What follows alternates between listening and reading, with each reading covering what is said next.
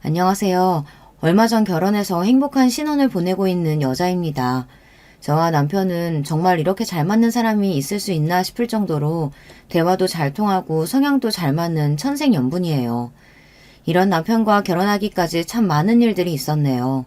주변의 반대는 물론이고 생각지도 못했던 사건들까지. 항상 재미있게 채널을 시청하고 있기에 제 이야기도 공유하고 싶어 사연을 보내봅니다. 저는 홀어머니 밑에서 자랐습니다. 어머니 외에는 그 어떤 친인척도 없이 자랐어요. 친아버지, 친할머니, 친할아버지는 물론이고 외할아버지, 외할머니조차 얼굴을 뵌 적이 없습니다. 어머니께 형제 자매 또한 없었고 심지어 가까이 지내는 지인이나 친구도 없었어요. 말 그대로 완전히 어머니와 저 둘뿐이었습니다. 덕분에 저는 평범한 어린 시절과는 조금 거리가 있는 학창 시절을 보냈어요. 사실 이 사연을 쓰면서 제 학창 시절에 대해 어떻게 이야기를 써내려가야 할지 걱정이 많았습니다.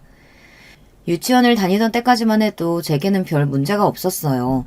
유치원에는 맞벌이 가정인 친구들이 많았고 저뿐만 아니라 많은 아이들이 정규 수업 시간이 끝난 후에도 유치원에서 시간을 보내다 퇴근 후 느지막이 본인들을 찾으러 온 부모님 손에 이끌려 집에 돌아가고는 했습니다. 저희 어머니께서는 항상 일을 하시느라 바빴어요. 어머니께서는 미용 일을 하셨습니다. 자세히는 알 수 없었지만 항상 커다란 메이크업 박스 같은 것을 들고 이리저리 출장을 다니셨어요. 어느 날은 새벽에 나가기도 하셨고 어느 날은 늦은 오후까지 잠을 주무시다 밤늦게 일을 나가기도 하셨습니다. 그렇지 않아도 혼자서 생계를 책임져야 하니 일거리를 자주 받아오셨는데 출근과 퇴근 시간이 일정치 않으니 주말에도 집을 비우는 일이 많으셨어요. 어느 날은 밤 10시까지 저를 찾으러 오지 않으셔서 유치원 선생님이 저를 집 앞까지 데려다 주신 적도 있었어요. 집 앞까지 데려오기는 했는데 애는 열쇠가 없다 그러지 이웃집들도 다들 나 몰라라 벨을 눌러도 나오질 않지. 어머니는 전화기에 불이 나게 전화를 해도 연락이 안 되지. 저를 데리고 본인 집으로 가야 하나 고민하던 와중에 제 가방 주머니 속에 있던 열쇠를 발견해 겨우겨우 저를 집에 들여다 놓고 돌아가셨습니다. 어머니께서는 새벽이 다 된 시간에서야 돌아오셨고 집에 돌아와서는 저를 안고 엉엉 우셨습니다. 그날 어머니께서 무슨 일을 겪으셨는지 알 수는 없었지만 몹시 힘든 하루였던 것만은 분명했어요. 그날 이후로 선생님께서는 어머니께 사정이 어려우신 건 이해하겠지만 다시 한 번만 이런 일이 벌어지면 더 이상 유치원에서 저를 돌봐주기 어려울 거라고 말했습니다. 그날도 저를 가장 늦게 데리러 오신 어머니께서는 연신 고개를 숙이시며 정말 죄송하다며 사과를 하셨어요. 솔직히 말하자면 어린 시절에 저는 어머니께서 저를 별로 사랑하지 않으신다고 생각했습니다. 어머니께서는 언제나 저보다는 일이 먼저였고 제게 별 관심이 없어 보이셨어요. 어른이 된 지금에 와서야 여자 혼자의 몸으로 이리저리 부딪히며 아이를 키워내기가 녹록지 않았겠구나 어느 정도 이해가 되지만 그래도 어린 제게 어머니께서 상당히 무심하셨다는 점은 변하지 않습니다. 유치원을 졸업하고 저는 학교에 입학하게 되었습니다. 유치원 때까지만 해도 아이들이 뭘 모르니 한부모 가정이라는 이유로 저를 멀리한다든가 못되게 군다든가 하는 일들은 없었는데 학교에 입학하고 나니 몇몇 못된 아이들이 어떻게 알았는지 제게 아빠 없는 애라는 호칭을 붙였습니다. 야, 우리 엄마가 그러는데 너 아빠 없다며? 엄마가 아빠 없는 애랑 말도 섞지 말랬어. 아빠가 없다니, 그럼 쟤는 어떻게 태어난 거야? 밖에서 주워온 애 아니야? 처음에는 한두 명이서 놀리던 것이 시간이 지날수록 반 아이들 모두가 저를 놀리며 따돌리게 되었어요. 저와 친하게 지내던 친구들까지 분위기에 휩쓸려 저를 괴롭히기 시작했어요. 제 물건을 몰래 훔쳐가 숨겨놓는다든가 제 책상 위에 아빠 없는 애, 부모한테 버림받은 애라며 못된 말들을 잔뜩 낙서해 놓는다던가 짝을 지어 하는 활동에서 저만 쏙 빼고 자기들끼리 짝을 맺는다든가 그런 일들이 있었습니다. 그런 일들을 겪으며 어린 저는 자연스레 성격이 소심해질 수밖에 없었어요. 그렇지 않아도 그리 활발한 성격이 아니었는데 주변에 온통 저를 적대적으로 여기는 사람들밖에 없었으니 당연한 일이었죠. 괴롭힘이 날이 갈수록 심해지자 어린 저는 견디지 못하고 담임 선생님을 찾아갔습니다. 당시 선생님께서는 젊은 여자 선생님이었는데 부임한 지 얼마 되지 않아 열정이 가득한 사람이었던 걸로 기억해요. 그런 선생님께 반 아이들이 아빠 없는 애라고 언어폭력을 일삼았던 사실과 제 물건들을 몰래 가져가서 버려놓는다던가 제게 종이 뭉치 등 쓰레기를 던지는 등의 행동들을 한다. 저는 아무 잘못도 하지 않았는데 이런 괴롭힘을 당하니 너무 힘들다. 그간의 일들을 모두 털어놓자 선생님께서는 떨떠름한 반응을 보이셨습니다. 그래? 우리 반에서 그런 괴롭힘이 벌어지고 있는 줄은 몰랐네. 일단 알았으니까 반으로 돌아가렴. 저는 그때까지만 해도 순진하게 선생님이 모든 일들을 다 해결해 주실 거라고 굳게 믿고 있었어요. 앞으로 반 아이들과 다시 친해지고 행복한 학교 생활을 보낼 수 있을 것이라고요. 그러나 그것은 모두 제 착각이었습니다.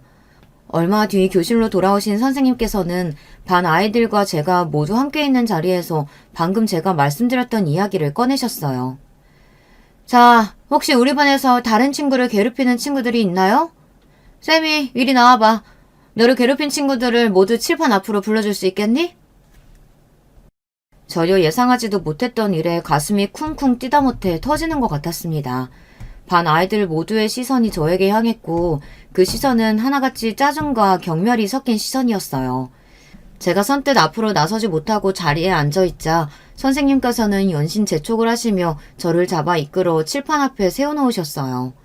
저를 괴롭히던 아이들은 어디 한번 불러내보라는 듯 당당한 눈빛으로 저를 바라보고 있었습니다. 지금 다시 떠올려도 숨도 제대로 쉬어지지 않을 만큼 끔찍한 기억이에요.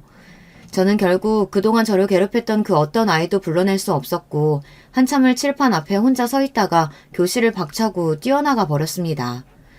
그 뒤 담임 선생님께서는 저를 따로 불러 선생님에게 거짓말을 한 것이냐, 왜 선생님이 너를 도와주려고 했는데 그런 불손한 태도를 보였냐, 반 아이들에게 물어보니 그런 괴롭힘을 한 적이 없다는데 어떻게 된 거냐, 이렇게 꼬치꼬치 따지듯 캐물으셨고 저는 너무나 억울한 마음이었지만 선생님께 또다시 말씀을 드렸다 아까와 같은 상황이 벌어질까 그냥 입을 다물어 버렸습니다. 그 뒤로 선생님께 괴롭힘 사실을 말씀드리기 전보다 더 힘든 학교 생활이 이어졌어요. 기껏해야 10살배기였던 아이들이 어떻게 그렇게까지 악랄한 행동을 할 수가 있었는지. 여자아이들은 못생긴 제 얼굴을 예쁘게 꾸며주겠다며 제 얼굴에 색연필과 사인펜 등으로 틈만 나면 낙서를 했고 남자아이들은 체육시간마다 공을 제게 걷어차고는 했습니다. 괴롭힘의 수위는 날이 갈수록 높아졌고 매일매일 눈물로 얼룩진 학교 생활을 보냈어요. 그 모든 괴롭힘들의 이유가 단순히 제가 한부모 가정 아이라는 사실 하나 때문이었죠. 그저 짓궂은 아이 몇몇의 놀림으로 시작되었던 괴롭힘이 주변 어른들의 방치 아래에 그런 집단 따돌림까지 발전했던 거예요. 그 와중에도 저희 어머니께서는 항상 바쁜 나날을 보내셨습니다. 어머니께서는 학부모 참관일이나 운동회, 발표회, 그 어떤 날에도 학교를 찾지 않으셨습니다. 어릴 적부터 늘상 있었던 일이었기에 그닥 섭섭하지는 않았지만 저 또한 어머니에 대한 애정과 사랑이 거의 바닥이 나 있는 상태였어요. 어머니가 아니라 한 집에 살고 있는 법적인 보호자 정도로만 느껴졌어요. 제가 이러다 학교에서 친구들에게 맞아서 어디가 크게 잘못된다고 해도 어머니께서는 아무 관심이 없지 않을까 하는 생각까지 했으니까요. 솔직히 말하자면 그 당시에 제게 조금만 관심을 기울여줄 어른이 있었다면 제가 그렇게 지옥 같은 학창생활을 보내지는 않았을 거예요. 누가 봐도 저는 괴롭힘 당하는 아이였으니까요. 제 물건들은 언제나 새 것에서 헌 것으로 바뀌었고 제 몸에는 생채기가 가득했으며 저는 언제나 우울한 얼굴을 하고 있었어요. 등하교도 항상 혼자, 소풍이며 학교 행사는 전혀 기대하는 눈치가 아니었고 그 나이 또래 아이답지 않게 말도 없고 몹시 조용했어요. 당시 어머니께서 제게 학교 생활이 어떻냐 조금이라도 관심을 기울여줬다면, 힘든 일은 없냐, 든든한 어른의 모습을 제게 보여줬다면 어땠을까, 이런 원망 섞인 상상을 지금도 자주 하곤 합니다. 중학교에 입학한 후로는 더더욱 암담한 생활이 제 앞에 펼쳐졌거든요. 솔직히 그 당시의 이야기를 이 글에 적는 것이 참 많이 망설여집니다. 오랜 시간이 지났지만 제게는 아직도 큰 상처로 남아있는 이야기이고 그 아이들의 얼굴을 떠올리기만 해도 손이 덜덜 떨릴 정도로 트라우마가 큽니다. 혹여나 이 사연을 듣고 저를 알아보는 사람이 있을지 걱정이 되기도 하고요. 그렇지만 저는 지금껏 그 당시의 저를 돌아보고 이런 억울하고 고통스러운 마음을 보듬어준 적이 없었던 것 같아요. 떠올리는 것만으로도 몹시 힘들고 타인에게 제 치부를 드러내는 심정이라 사연을 쓰다 말다 스스로도 고민이 많았습니다. 그렇지만 이런 기회가 아니라면 앞으로 평생 그 누구에게도 얼굴을 마주하고 이야기를 털어놓을 수 없을 것 같아요. 익명으로 보내는 사연이기에 조금 더 용기를 낼 수 있는 것 같습니다. 어린 저는 중학교에 입학하기만 하면 이전과는 다른 생활이 시작될 거라고 생각했습니다. 저를 괴롭히던 아이들과는 모두 안녕이고 새로운 곳, 새로운 친구들과 새로운 시작을 할 수 있을 거라는 착각을 했습니다. 중학교에 입학하고 저는 크게 절망하게 되었어요. 오래전부터 저를 괴롭혀오던 아이들이 반에 하나둘 섞여 있었고 그 아이들이 소문을 내고 다닌 덕분에 저는 중학교에서도 친구 하나 제대로 사귀어보지 못한 채 따돌림의 대상이 되었습니다. 너무 억울하고 분한 마음이었어요. 도대체 내가 뭘 잘못했다고, 내가 그저 아빠 없는 애라서, 그 사실이 저 아이들에게 어떤 피해를 줬는데 내가 왜 이런 꼴을 당해야 하는 건가. 잠깐이나마 가졌던 희망이 산산조각 나자 더욱 큰 절망이 저를 찾아왔습니다. 중학교 시절 제가 당했던 괴롭힘을 여기에 전부 다 적을 수는 없을 것 같아요. 하나부터 열까지 정말 큰 상처로 남은 것들 뿐입니다. 체육 시간에 반 아이들 모두가 제 기구에 장난을 쳐놓고는 제가 다치는 모습을 보고 비웃었던 일, 제 가방을 통째로 소각장에 가져다 버려 울며 가방을 찾아 헤맸던 일, 어머니에 대해 입에 담을 수도 없는 거짓말을 하며 헛소문을 퍼뜨린 일, 전 학교와 마찬가지로 중학교 선생님들께서도 아이들의 괴롭힘에 무관심하셨고 좋지 않은 기억이 있었기에 쉽게 도움을 청할 생각이 들지 않았어요. 지금과 달리 인터넷도 발달하지 않았고 학교 폭력에 대한 인식이 그닥 심각하지 않았던 때라 교내의 신고 시스템 같은 것도 제대로 준비되어 있지 않았습니다. 당연히 어머니께서도 제게 무관심하시기는 마찬가지셨어요. 그쯤부터는 저 또한 어머니를 가족이라고 생각하지 않았기에 먼저 말을 거는 일이 없었습니다. 제게 어머니는 그저 같이 사는 아줌마 정도의 존재였어요. 어머니 덕분에 입고 먹고 자는 데에는 문제가 없었지만 그저 그뿐이었습니다. 당시에 저는 매일같이 죽고 싶다는 생각만 하며 살았거든요. 게다가 나이가 들수록 어머니가 원망스러운 마음이 커져만 갔습니다.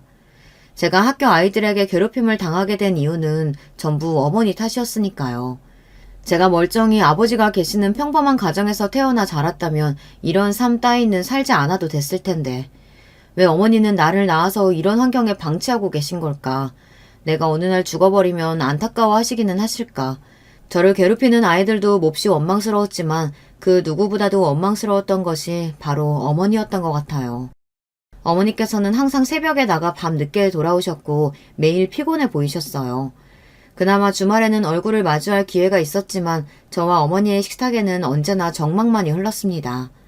이쯤까지 사연을 들으신 분들은 조금 답답한 마음이 들기도 하시겠죠. 그렇게 힘든 상황에 처해 있으면 왜 어머니께 그 사실을 말씀드리지 않았나 싶으실 거예요. 아무리 어머니가 제게 무관심해 보이고 바빠 보였다 하더라도 그래도 어머니인데 분명 제가 괴롭힘 당하는 사실을 아셨다면 도움을 주셨을 거라고요. 네, 저도 그렇게 생각했습니다. 그래서 중학교에 입학한 지 얼마 지나지 않아 어머니께 어렵사리 이야기를 꺼냈어요. 학교 아이들이 나를 괴롭힌다. 내 물건을 빼앗아가기도 하고 날 때리기도 하고 모두가 보는 앞에서 내게 굴욕을 주기도 하고 인격 모독적인 언행을 한다. 더 이상 버티기가 어렵고 학교 그만두고 싶다. 그렇게 눈물을 터뜨리며 간신히 쏟아낸 제 말에 돌아온 어머니의 대답은 단 한마디였습니다. 안 돼. 아무리 힘들어도 학교는 졸업해야지. 네가 뭘 잘못한 거 아냐? 애들이 이유도 없이 널 괴롭힐 리가 없잖아. 애들하고 잘 지내보려고 노력은 해봤어?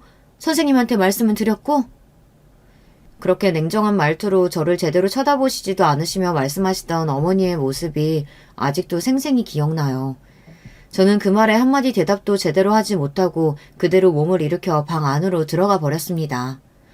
그래도 이 세상에서 유일하게 내 편이라고 생각했던 사람에게 배신당한 기분이었어요.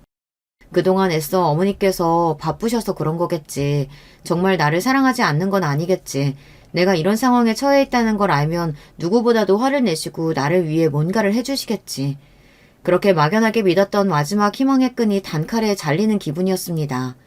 그렇게 밤새 방 안에서 숨죽여 울었어요. 그날 이후로 어머니께 제 학교 생활에 관련된 이야기는 물론 먼저 말을 꺼내지 않게 되었습니다. 어머니 또한 제게 다시 그 이야기에 대해 되묻지 않으셨어요. 이제 와서 돌이켜보면 어머니께서도 그 당시 타인을 돌봐주실 만한 상황이 아니었던 것 같아요. 어머니께서도 정신적으로 많이 지치시고 아픈 시기였거든요. 그렇지만 다시 생각해도 그런 모든 것들은 면죄부가 될 수 없다고 생각합니다. 어찌되었든 한 아이의 부모라면 제대로 해내야 할 역할이 있는 것이니까요. 아무리 본인이 힘들고 지치는 상황이었다고 한들 다 큰 성인과 어린아이가 겪는 세상은 다른 법이잖아요. 그렇게 저는 고통만 가득했던 중학교를 졸업했습니다. 정말 운이 좋았던 것은 그 당시에 어머니의 일 때문에 이사를 가게 되었다는 것입니다. 그것도 꽤 먼 지역으로요. 보통 아이들은 익숙한 곳을 떠나는 일을 싫어하겠지만 제게는 정말 너무나 다행인 소식이었어요.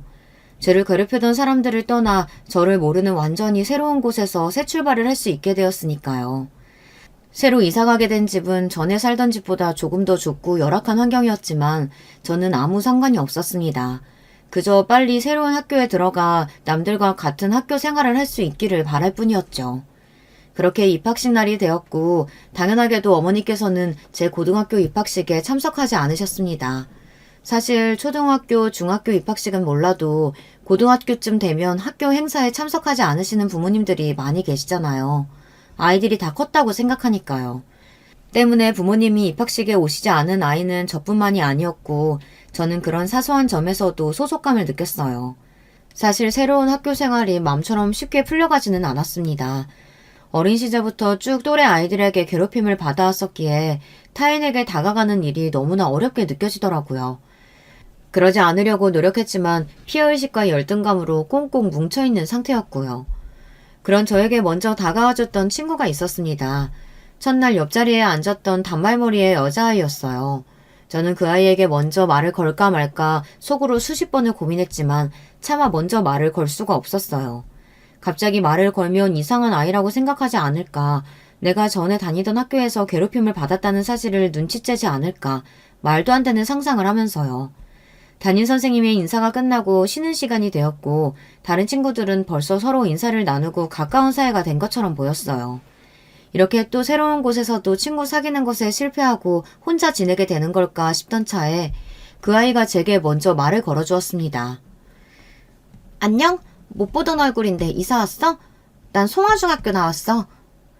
지극히 평범한 대화였지만 저는 그런 대화를 타인과 나눠보는 게 참 오랜만이었어요. 순간 당황스러운 마음에 어버버거리며 대답을 제대로 하지 못했고 친구는 그런 제 모습이 우스웠는지 까르르 웃음을 터뜨리더라고요. 그 모습에 긴장이 풀려 자연스레 제 소개를 할 수 있었어요. 저는 그날 이후 그 친구와 붙어 다니기 시작했습니다. 상상 속에서만 가질 수 있었던 단짝 친구가 생긴 거예요. 게다가 다른 반 친구들도 저를 아무런 편견 없이 대해주었고요. 그렇게 행복한 고등학교 생활을 보내게 되었고 어머니께서도 일터를 옮기신 후 생활이 조금 더 안정적이 되셨는지 조금씩 출퇴근 시간이 일정해졌어요. 전보다 훨씬 여유가 생기신 모습이었습니다. 이전에는 학교 생활을 비롯해 제게 아무런 관심이 없어 보이셨는데 식사 중에 요즘 학교는 어떠냐, 친구는 잘 사귀고 있냐 먼저 물음을 건네시기도 하고 저도 학교 생활이 즐거워지니 그런 어머니께 점점 마음의 문을 열게 되었어요. 그렇게 점점 대화가 늘어나게 되었고 어머니와 저는 몹시 살가운 사이는 아니더라도 어느 정도 일상적인 이야기는 주고받는 사이가 되었습니다. 그러던 어느 날 어머니께서 저를 앉혀놓으시고 지난 세월 동안 살아오신 이야기를 해주셨어요. 그리고 아주 충격적인 말씀을 하셨어요. 제가 어머니의 친딸이 아니라는 사실이었습니다. 저는 어머니가 아닌 어머니의 언니, 그러니까 제게는 이모 되는 사람의 딸이었어요. 그동안 자라오면서 아버지를 비롯한 모든 친인척들이 단 한 명도 없다는 사실이 이상하게 느껴졌었는데 다 사정이 있었더라고요. 어머니와 언니는 어렸을 적부터 몹시 우애가 좋은 자매였다고 합니다. 어머니의 부모님께서는 언제나 바쁘신 분들이었는데 외할아버지는 정치를 하셨고 외할머니는 그런 외할아버지를 내조하느라 항상 집안일보다는 바깥일을 우선으로 생각하셨다고 해요. 언니와는 나이 차이가 좀 있었기에 어머니는 언니를 엄마처럼 믿고 따르며 지냈다고 합니다. 그러던 어느 날 언니가 낯선 남자의 아이를 임신한 채로 돌아왔어요. 외할아버지께서는 몹시 노하셔서 도대체 정신머리가 있는 거냐 없는 거냐, 결혼도 안 한 처녀가 애를 배웠다는 게 말이 되냐, 더 말할 것도 없다. 당장 애 지워라 호통을 치셨고 항상 부모님 말씀이면 내내 하며 따랐던 언니가 그날은 처음으로 아버지께 대들며 애 지울 생각 없다. 무조건 낳을 거다. 언성을 높였다고 합니다. 외할아버지께서는 애 낳을 생각이면 집 나가라. 너 같은 딸 없는 셈 치겠다. 언니의 뺨을 내리쳤고 언니는 그 길로 정말 집을 나가버렸다고 해요. 언니가 없는 집은 너무나 쓸쓸하고 외로웠고 어머니께서는 언니를 몹시 그리워하셨다고 합니다. 그렇게 시간이 흘러 1년여쯤 지났을 때 어머니께서는 충격적인 소식을 듣게 되었어요. 바로 언니가 자살했다는 소식이었어요. 알고 보니 언니를 임신시킨 남자가 언니가 아이를 가졌다고 하니 도망가 버렸고 그동안 언니 혼자 일을 하며 아이를 낳고 키우고 있었던 것이었어요. 어찌어찌 열심히 살아보려 애썼지만 부잣집에서 곱게 자란 아가씨였던 언니는 그런 본인의 처지를 견딜 수가 없었는지 결국 극단적인 선택을 하게 되었고 갓난아이였던 언니의 딸은 부모님이 걷어주지 않아 보육원에 갈 처지였다고 합니다. 어머니께서는 도저히 그런 모습을 두 눈 뜨고 볼 수 없었고 결국 저를 데리고 집을 나왔다고 했어요. 언니와 마찬가지로 어머니께서도 평생을 부모님의 울타리 안에서 온실 속의 화초처럼 자라왔기에 막상 사회로 나오니 할 수 있는 일이 없었다고 합니다. 그렇게 시작한 것이 미용 일이었고 정신적으로나 신체적으로나 매일매일이 너무나 힘들었다고 해요. 결혼은커녕 남자를 제대로 만나본 적도 없었던 어머니에게 하루아침에 아이가 생긴 것인데 아무리 죽은 언니를 위한 일이었다고 하더라도 어머니께서 진짜 엄마처럼 저를 사랑해 주시기란 쉬운 일이 아니었겠죠. 게다가 널 보면 언니를 버리고 간 그 얼굴도 이름도 모르는 그 남자가 떠올랐어. 그래서 네가 미울 때도 많았다. 너 때문에 내 인생이 망했다고 생각할 때도 있었어. 그래서 그렇게 내게 모질게 굴었던 거지. 사실 너도 네가 선택한 부모 인생이 아닌데도 그저 원망할 대상이 없어서 너를 원망했던 거야. 완전히 부모 자격 실격인 거지. 매일매일이 지옥같이 힘들고 고통스러워서 모든 걸 다 포기하고 널 버리고 아버지께 돌아갈 생각도 했었어. 그렇지만 지금은 아니야. 나도 이제야 엄마가 될 준비를 마친 거야. 솔직히 어린 마음에 그 당시 어머니의 심정을 전부 이해하기란 어려웠어요. 그래도 그 진솔한 대화 이후로 어머니와 저는 훨씬 더 가까운 사이가 되었습니다. 어머니가 내 친어머니가 아닐지도 모른다는 생각은 어렸을 적부터 자주 하던 것이었지만 실제로 친어머니가 아니었다니 마음이 드숭숭하기도 했어요. 그날 이후로 저는 저희 친부모님과 외조부님에 대한 궁금증이 생기기 시작했습니다. 외할아버지는 정치를 하는 분이라고 했고 집도 잘 살고 꽤나 유명한 사람이라고 했으니 혹시 내가 아는 사람은 아닐까, 친부모님은 어떤 분들이었을까 하는 생각들이었어요. 어머니께서는 이제 다시는 볼 일 없는 사람들이고 네가 이렇게 잘하는 동안 우리를 한 번도 먼저 찾지 않은 냉혈한들이다. 신경 쓸 것 없다 말씀하셨지만 궁금한 마음은 어쩔 수가 없었습니다. 제게 먼저 말을 걸어준 친구 덕에 저는 고등학교 생활은 무사히 적응할 수 있었어요. 중간중간 어려움도 있었지만 큰 문제 없이 순탄한 일상을 보낼 수 있었어요. 저는 그 과정에서 마음 착한 친구들과 어울리며 이전 학창시절에서 받았던 마음의 상처를 많이 치료할 수 있었습니다. 지금도 그 친구들과는 계속해서 연락하고 있고 언제나 고마운 마음이 커요. 그렇게 고등학교를 졸업한 후 저는 대학교에 들어가는 대신 어머니를 따라 미용 일을 하기 시작했습니다. 그즈음부터 어머니는 그동안 모아놓으셨던 돈으로 작은 미용샵을 여셨고 저는 그곳에서 어머니에게 미용을 배우며 일했습니다. 배운 것들로 틈틈이 자격증도 따고 점점 미용에 진심이 되어갔어요. 처음에는 그저 어머니가 하시는 일이기에 별 생각 없이 시작했던 일이었는데 날이 갈수록 욕심이 생기게 되었어요. 결국 저는 어머니 가게에서 일하는 것을 그만두고 더 큰 가게에서 제대로 미용을 배워보고 싶다는 생각에 면접을 보러 다니기 시작했습니다.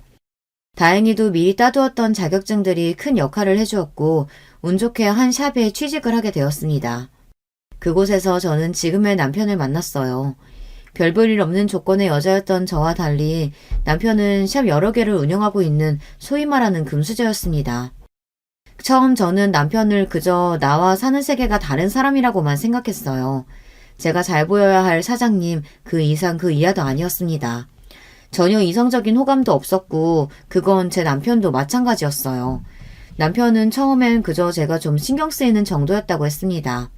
새로운 직원인데 어려운 형편에 열심히 사는 것 같았고 뭐든 나서서 하려고 하지만 덤벙덤벙대며 실수도 많이 하고 소심한 성격 덕에 직원들과 쉽게 어울리지도 못하는 모습이 이상하게 자꾸 신경이 쓰였다고 하더라고요. 어딘가 짠한 동생같이 느껴졌기에 자기도 모르게 하나둘씩 챙겨주고 대화를 나누다 보니 점점 마음이 생기게 되었고 결국 남편은 저에게 먼저 고백을 해왔습니다. 저는 부담스러운 마음에 남편의 고백을 거절했어요. 이제 미운털이 바뀌었을 테니 일도 그만두고 새로운 직장을 구해야 하나 걱정을 하고 있었습니다. 하지만 제 걱정과는 달리 남편은 제게 본인의 마음을 강요하지도 고백을 거절당한 것도 기분 나빠하지도 않았어요.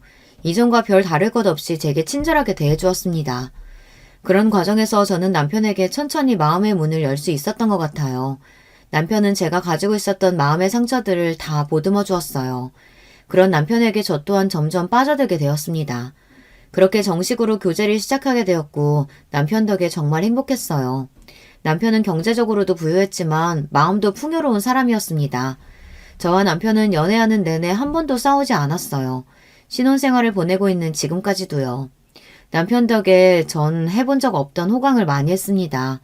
됐다고 이런 선물 부담스럽다고 말했는데도 자꾸 비싼 옷이며 가방들을 사들고 왔고 항상 좋은 것만 먹여주고 좋은 곳에 데려가고 본인보다 저를 먼저 생각해주고 사람에게 받은 상처와 트라우마가 있어 제가 못난 모습을 보일 때도 언제나 넓은 마음으로 저를 다 이해해 주었어요. 말 그대로 백마탄 원장님 같은 사람이었습니다. 그런 저희에게 문제가 하나 있었다면 바로 시어머니였습니다. 남편은 젊은 나이에 샵을 여러 개 운영하고 있었는데요. 분명 능력 있는 사람이긴 했지만 처음부터 끝까지 남편 손으로 일궈낸 사업은 아니었어요. 시아버지께서는 다방면으로 크게 사업을 하는 분이셨고 처음부터 잘 사는 집안 아들인 줄 알고 있었지만 상상 이상으로 더 잘 사는 집안이었습니다. 외동아들이었던 남편에게 시부모님께서 거는 기대가 컸고 집안에서 정해진 여자와 결혼하기를 바라셨어요.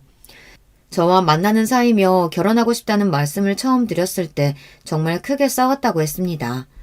그 얘기를 전해 듣고 나니 저희 친어머니가 생각나기도 했어요. 잘 사는 집안 자식이라고 다 좋은 건 아니구나. 본인 인생을 본인이 결정하지 못하는 경우가 많겠구나 하고요.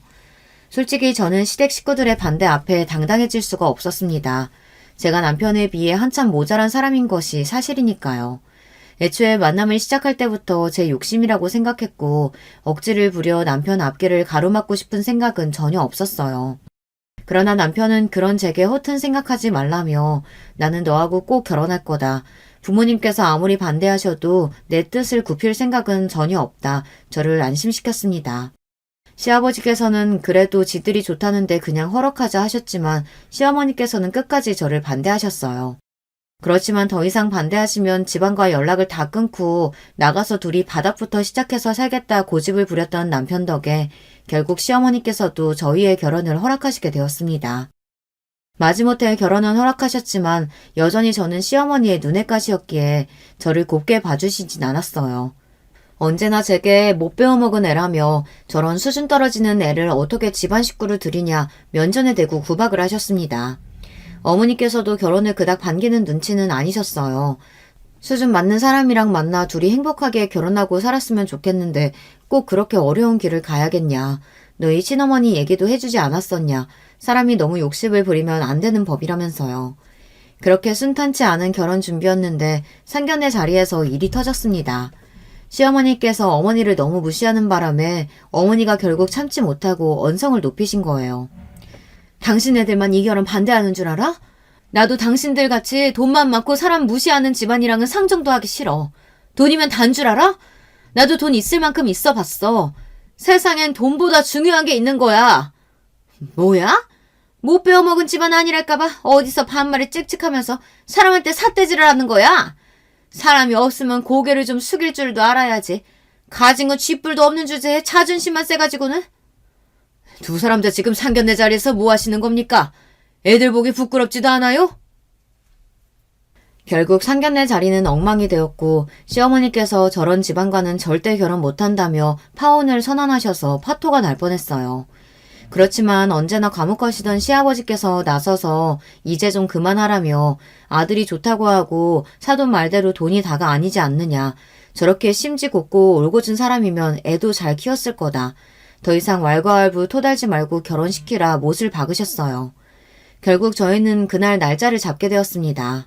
그렇게 말도 많고 탈도 많았지만 앞으로 일이 순탄하게 풀려갈 일만 남았다고 생각했어요. 그렇지만 결혼을 한 달가량 남겼던 어느 날 저희 어머니께서 갑작스레 제 곁을 떠나시게 되었습니다. 사이는 위암이었고 알고 보니 어머니께서는 오래전부터 투병을 해오셨지만 그 긴 시간 동안 제게 아무런 티를 내지 않으셨던 것입니다.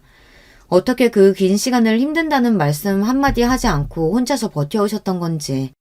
암을 발견했을 때 이미 말기였기에 굳이 수술을 한다거나 더 이상의 연명치료를 하지 않고 고통을 줄여주는 진통제만으로 버티며 담담히 죽음을 받아들이셨다고 했어요. 그렇게 저는 하루아침에 천외고아가 되었습니다. 어머니께 저는 처음부터 끝까지 마음의 짐만 되는 존재였다는 생각을 지울 수가 없었어요. 어머니가 많이 원망스럽기도 했지만 그만큼 어머니께 많이 기대고 있었고 세상 하나뿐인 가족이었던 어머니를 정말 많이 사랑했습니다. 어머니께서 암이라는 사실을 혼자서 아시고 긴 시간 동안 버티시는 동안 저는 남편과 연애하며 결혼할 생각에 들떠있기만 했다니 죄책감과 죄송함이 이루 말할 수 없었어요. 어머니의 장례를 준비하면서 너무나 슬펐습니다. 그런 제게 남편은 결혼을 미루자는 이야기를 꺼냈습니다. 마음 추스르고 어느 정도 주변 정리가 되었을 때 결혼하는 것이 좋을 것 같다면서요. 시어머니께서는 옳다구나 하고 그래 이 기회에 좀 더 진지하게 결혼에 대해 다시 고민해보라며 너희 어머니께서도 이 결혼 반대하시지 않았냐. 하늘에서 얼마나 슬퍼하시겠냐. 말도 안 되는 소리를 짓거려댔습니다. 평생 주변의 모든 사람들과 인연을 끊고 저만을 위해 살아오셨던 분이니 장례식장에는 어머니가 운영하셨던 가게와 관련된 사람들만이 몇몇의 화환을 보내주었어요. 다른 식장에 비해 썰렁한 분위기였습니다. 시어머니께서는 식장에 들어서면서부터 저 들으라는 듯이 세상에 이렇게 화환 없는 장례식장은 또 처음 본다면서 돈이 중요한 게 아니다 큰 소리로 따박따박 따지더니 돈 말고 주변에 사람도 없었던 모양이라고 개털 집안이 따로 없네 말씀하셨습니다. 순간 너무나 화가 났고 아무리 저를 싫어하신다고 하더라도 남의 장례식장에 오셔서까지 저런 말을 하실 수 있나 싶어 저도 모르게 언성을 높였습니다. 시어머니께서는 그런 제게 역시 개 잡종 집안 출신이었다면서 시엠이 될 사람이라고 생각하면 이렇게 건방지게 굴 수가 없다며 못 배워먹은 년 며느리로 들일 생각 추호도 없다. 이 결혼 무효다. 파혼이다. 소리를 지르셨습니다. 그쯤 되니 저도 더 이상 참을 수 없었기에 이런 취급을 받을 바에 저도 결혼 안 하겠다고 소리를 지르려던 찰나 조용하던 식장 입구에 갑자기 인기척이 느껴지더니 정장을 입은 남자들이 우르르 몰려 들어오기 시작했습니다. 갑자기 일어난 일에 저와 시어머니, 남편 모두 어안이 벙벙한 채로 그 광경을 지켜보고 있었어요. 정장을 입은 남자들 사이로 딱 봐도 귀티가 철철 흐르는 할아버지 한 분이 제게 다가오시더라고요. 그러더니 제 손을 꼭 잡고 제 이름을 말씀하시며 그동안 고생 많았다 말씀하시는데 본능적으로 알 수 있었습니다. 이분이 제 외할아버지시구나 하고요. 어머니께서 돌아가셨다는 소식을 듣고 급하게 오느라 화환이고 뭐고 아무것도 준비를 못했다며 혼자서 장례 치르느라 얼마나 힘들었냐. 본인이 제 할아비라 말씀하시는데 옆에서 그 얘기를 듣고 계시던 시어머니 얼굴이 새파랗게 질려있더라고요. 분명 가족이라고는 엄마밖에 없다고 하지 않았냐. 할아버지라니 그게 무슨 말이냐 따지듯 제게 물어오시는데 외할아버지께서 그동안 인연이 닿질 않아 서로 모르고 지내고 있었다. 이제라도 손녀를 찾았으니 그동안 못해줬던 거 다 해주려고 한다 답하셨어요. 시어머니께서는 믿기시지 않는다는 표정으로 저와 할아버지를 번갈아 쳐다보시다가 급하게 장례식장을 빠져나가셨습니다. 남편 또한 너무나 놀랐지만 일단 나중에 다시 이야기하자며 시어머니를 따라 식장을 빠져나갔고 저와 할아버지는 자리에 앉아 그간의 이야기를 나누었어요. 외할아버지께서는 어머니가 돌아가시기 얼마 전 본인을 찾아왔다 말씀하셨어요. 그동안 왜 나와 언니 아이를 찾지 않았냐 물어오는 어머니께 뭐라 대답할 말이 없다고 하시더라고요. 어머니가 저를 데리고 집을 나간 후 외할아버지께서는 괘씸한 마음이 크셨다고 합니다. 딸이라고 둘 있는 거 정성 들여 키워놨더니 부모 마음도 모르고 차례대로 집을 나가기나 하고 먼저 다시 돌아와 제발 받아달라 사정하지 않으면 절대 받아줄 생각이 없었다고 해요. 본인의 처지를 비관해 극단적인 선택을 했던 제 친어머니처럼 어머니 또한 얼마 버티지 못하고 다시 꼬리를 내리고 집으로 돌아올 거라고 생각하셨다고 합니다. 그러나 1년, 2년 시간이 지나고 10년이라는 긴 세월이 지날 동안 어머니께서는 돌아오기는커녕 연락 한 통이 없었고 그쯤 되니 놓여왔던 마음은 많이 잊혀지고 어머니와 제가 걱정이 되셨다고 하더라고요. 그치만 그놈의 자존심이 뭐라고 먼저 연락할 생각은 들지 않았다. 그저 어디서 어떻게 살고 있는지 조사해보니 생전 몸쓰는 일이라고는 해본 적도 없던 애가 미용실에서 일을 하고 있다고 하더구나. 아이도 별 문제 없이 학교 다니고 있다고 하고 잘 살고 있는 것 같기에 그때는 그저 그 사실을 안 것만으로 만족했어.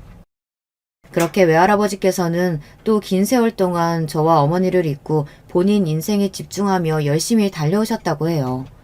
그렇게 본인이 목표하던 자리에 도달하고 인생을 되돌아보게 되었을 때 그제서야 딸들에게 너무나 매정했던 본인의 행동이 몹시 후회가 되셨다고 합니다. 그때 마침 어머니께서 외할아버지를 찾아오셨고 어머니께서는 본인이 위암 말기라며 곧 죽는다는 소식을 외할아버지께 전하셨어요. 어머니께서는 나 곧 죽는다. 언니 딸은 곧 결혼한다. 내가 죽고 나면 그 애 혼자 세상에 남겨질 것 같아 걱정되는 마음에 아버지 찾아온 거다. 난 솔직히 아직도 부모님이 많이 밉다. 그래도 언니 딸이 무슨 죄가 있냐. 아버지 하나뿐인 손녀니 나 죽고 나서 부디 잘 챙겨주시길 바란다. 그렇게 어렸던 애가 결혼한다고 잔뜩 들떠있는데 내가 보기엔 아직도 철부지나 다름없다.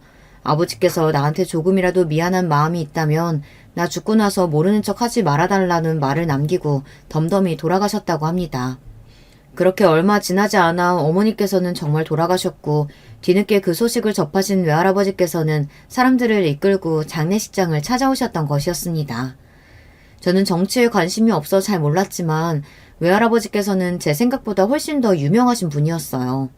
사연에 실명을 언급할 수는 없지만 아마 여러분께서도 수도권에 살고 계시다면 한 번쯤 들어보셨을 만한 분이실 겁니다. 어머니께서 잘 사는 집에서 태어나 자랐다고 하셨을 때 잘 살아봤자 아마 시댁이랑 비슷한 수준이겠거니 막연히 생각만 했었는데 알고 보니 비교도 되지 않는 다이어수저 집안 출신이었어요. 그런 부귀영화를 뒤로하고 죽은 언니를 위해 맨몸으로 애 하나 데리고 나와 평생을 고생만 하다 쓸쓸하게 돌아가셨다니. 어머니가 원망스럽기도 하고 한때는 남보다 못한 사이라고 생각했지만 모든 사실을 다 알게 된 지금은 너무나 감사하고 죄송한 마음이 큽니다.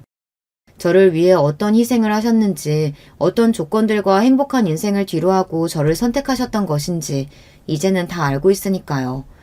그렇게 장례식이 마무리되고 외할아버지께서는 괜찮다고 손사래를 치는 제게 결혼 축하 선물이라며 최고급 아파트와 함께 제가 운영할 수 있는 미용샵을 오픈해 주셨어요. 사실 저만의 가게를 가지는 것은 오래전부터 꿈같은 일이었는데요. 지금도 현실이 믿기지가 않아요. 어머니를 잃은 슬픔이 채 가시기도 전에 새로운 가족이 생겨 얼떨떨한 기분입니다. 장례식장에서까지 개 잡종 집안인을 모내 큰 소리를 떵떵 치시며 파혼을 외치시던 시어머니께서는 지금은 완전히 다른 사람이라도 되는 듯 제 앞에서 설설 기고 계세요. 정확히는 모르지만 알고 보니 외할아버지께서 시아버지 사업에 도움을 많이 주신 분이었다고 하더라고요. 솔직히 아직도 실감이 나질 않아요. 드라마에서나 보던 일이 제게 실제로 일어나다니. 학창시절 친구들에게 아빠 없는 애라고 괴롭힘받으며 지냈던 때만 해도 제가 세상에서 제일 불행한 사람이라고 생각했거든요. 멋있고 부자인 아버지께서 어느 날 왕자처럼 제 앞에 나타나 저를 구해주는 상상을 매일 밤 하며 잠들었어요. 그런 상상을 하면서도 절대로 일어날 일이 없다는 것을 스스로 알고 있었기에 참 비참했었는데 철없는 어린애가 하던 상상 속에서나 일어나는 일이 정말 현실에서 벌어지다니요. 남편은 정말 잘 됐다며 이제라도 가족을 찾아서 다행이다 진심으로 저를 축하해 주었어요. 시아버지께서도 다른 사람도 아니고 본인 사업에 큰 도움을 주신 외할아버지의 손녀였다니 정말 운명이라는 것이 존재하는 모양이라며 앞으로 한 가족처럼 잘 지내보자 제 등을 토닥여 주셨습니다. 애초에 시아버지께서는 제 결혼을 크게 반대하시지 않는 분이셨으니 제가 외할아버지의 손녀라고 해도 크게 태도가 변화지지 않으셨어요. 시어머니 쪽은 이야기가 좀 많이 다르지만요. 그동안 제게 막말과 폭언을 쏟아내며 매사에 구박을 일삼았던 시어머니께서는 살얼음판을 걷는 기분이신 모양입니다. 제가 외할아버지께 그동안의 시어머니의 만행을 전부 다 일러바치고 복수라도 할까봐 걱정이 되시는 거겠죠. 물론 그런 생각을 한 번도 해보지 않은 것은 아니었지만 굳이 실행에 옮길 생각은 없습니다. 이제 한 가족이 될 사이인데 굳이 두 사람 사이를 나쁘게 만들어서 저한테도 좋을 게 없잖아요. 다만 굳이 시어머니께 그런 짓을 하지 않을 거라고 말씀드려 안심시켜드릴 생각도 없습니다. 저도 당한 만큼 시어머님도 마음고생 좀 해보시라는 마음이 조금은 있어요. 그렇다고 제가 어머니께 갑질을 하거나 건방지게 군다든가 선을 넘는 괴롭힘을 하는 건 아니니까요. 비록 자의는 아니더라도 사이좋은 고부관계가 될 수 있다면 굳이 그 방법을 피해갈 이유는 없다는 생각입니다. 언제나 야, 너 하시며 저를 하대하시던 어머님께서는 지금은 항상 웃는 낯으로 우리 아가 하시며 180도 변한 태도로 저를 대하십니다. 그 모습이 조금 가식적으로 느껴지고 불편하기도 했었지만 지금은 이런 상황을 즐기고 있어요. 물론 이 모든 것들이 저의 외할아버지가 아니었다면 일어나지 않은 일들이었기에 한편으로는 조금 씁쓸한 마음이 들기도 합니다. 시어머니께서는 여전히 저를 무시하고 계실 테고 저는 그런 무시를 참지 못해 결혼이고 뭐고 다 없고 남편과 헤어졌을지도 모르는 일이죠. 그럼 저는 남편도 잃고 어머니도 잃고 세상에 혼자가 되어 아주 쓸쓸한 인생을 살아갔을 테고요. 하지만 저는 지금의 행복이 어린 시절부터 갖은 고생을 해왔던 제 힘든 시간에 대한 보상이라고 생각해요. 어머니 그리고 친어머니 두 분이 제게 남겨주고 가신 유산과도 같은 것들이라고 느껴집니다. 그렇게 세상 잘난 척 하시던 시어머니께서 제 눈치를 살살 보시는 모습을 보면 속이 시원하기도 해요. 그동안 당해온 것이 있으니 이 정도 복수는 귀여운 수준으로 봐줄 수 있는 거 아닌가요? 남편도 그동안 시어머니께서 도가 지나쳤다며 상황이 이렇게 되어 오히려 본인은 마음이 편하다고 합니다. 둘 사이에 끼어서 눈치 볼 필요도 없고 겉으로나마 사이가 좋아졌으니 결과적으로는 잘 될 일 아니냐면서요. 무엇보다도 남편은 제가 가족을 찾게 되어서 너무나 기쁜 마음이라고 했어요. 남편은 언제나 저를 진심으로 위해주고 아껴주고 사랑해주는 사람이거든요. 앞으로 평생 저 또한 남편에게 그 마음에 보답하며 살고 싶습니다. 어찌되었든 지금은 몇십 년 만에 만난 조부모님과 제 평생의 반려자에게 집중하며 조금 편한 마음으로 지내고 싶어요. 그저 아무 생각 없이 남편과 행복한 신혼생활을 즐기고 싶은 마음이랄까요. 과거의 상처, 마음의 짐, 시어머니와의 갈등 이런 것들을 모두 다 제쳐두고서요. 앞으로의 일은 앞으로의 제가 알아서 잘 헤쳐나가리라 믿습니다. 지금까지 해왔던 것처럼 말이에요. 제가 생각해도 참 기가 막히고 믿기지 않는 이야기입니다. 요즘도 제가 꿈을 꾸고 있는 게 아닌가 문득문득 현실을 자각하고는 해요. 이렇게 멀쩡한 정신으로 사연까지 써내려가고 있으니 현실은 현실이겠죠. 아침에 일어나 남편과 굿모닝 인사를 하고 간단하게 밥을 차려 먹고 외할아버지께서 차려주신 제 샵에 출근해 원하던 미용 일을 마음껏 하고 행복한 시간을 보내다 저녁 시간이 되면 퇴근을 합니다. 왜 조부모님과 만나 어머니 그리고 친어머니에 대한 이야기를 하기도 하고 지난 세월 동안 나누지 못했던 대화를 나누며 즐거운 저녁 시간을 보내요. 시어머니께서는 제가 불편해할까봐 연락을 먼저 하지도 않으신다고 하는데 아무래도 저와 얼굴을 마주하기가 껄끄러우신 모양이에요. 제 쪽에서야 저랑 남편에게 참견도 하지 않으시고 매사에 우리 아가 하시며 듣기 좋은 말씀만 해주시니 불편할 것은 없는 일입니다. 남편 또한 이런 상황에 만족하고 있는 것처럼 보이고요.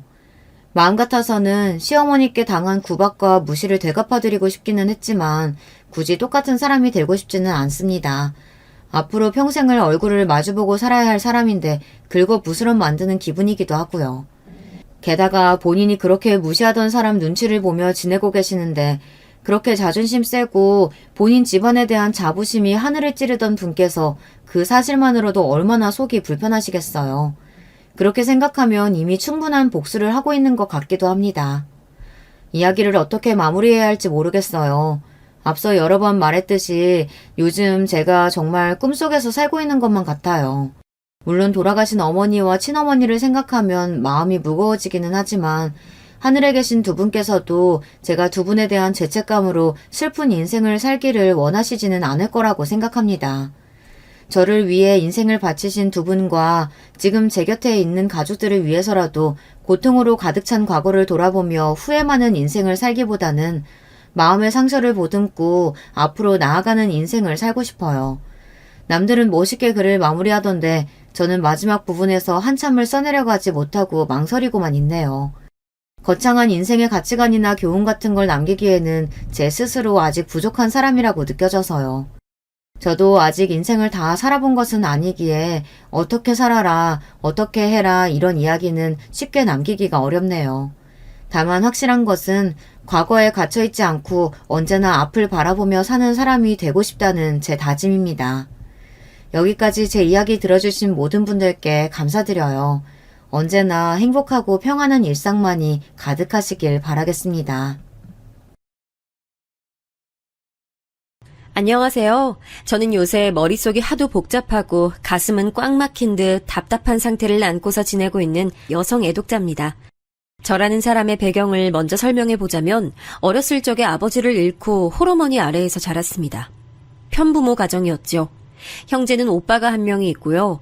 아버지는 허망하게도 새벽 어두운 시각에 뺑소니 사고를 당하셔서 집에서 불과 100m도 떨어지지 않은 곳에서 돌아가셨습니다. 그때 제가 초등학교 1학년 입학한 지 얼마 안 되었을 때였네요. 친정 엄마는 어린 자식들을 홀로 키우실 생각에 무척 막막해 하셨어요. 친가는 원체 가난한 편이었고 외가도 썩 사정이 좋지 못했는데 각자 가정들을 건사하며 살아가기 바쁘다 보니 저희에게 도움을 줄 만한 집은 없었던 것 같아요.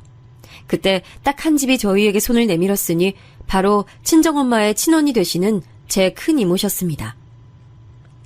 경자야, 내가 인맥이 좀 있어서 부동산 개발 쪽으로 정보 가지고 있는 거 너도 내가 일전에 말 흘린 적이 있어서 알고 있지?